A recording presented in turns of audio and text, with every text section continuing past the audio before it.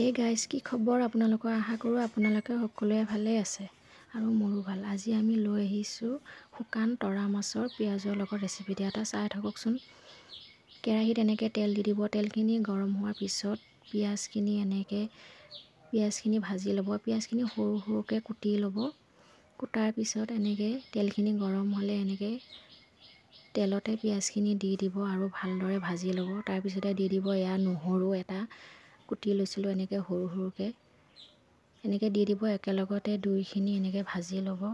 ভাজাৰ পিছত আপোনালোকে ইয়াতে দি দিব সোৱাদ অনুসৰি নিমখ, দি দিব জিৰা এচামুচ, তাৰ লগতে দি দিব জলকীয়া গুড়া, তাৰপিছতে দি দিব এচামুচ হালধি গুড়া আৰু ভালদৰে এনেকৈ ভাজি ল'ব গোটেইখিনি মছলাসহ পিঁয়াজখিনি।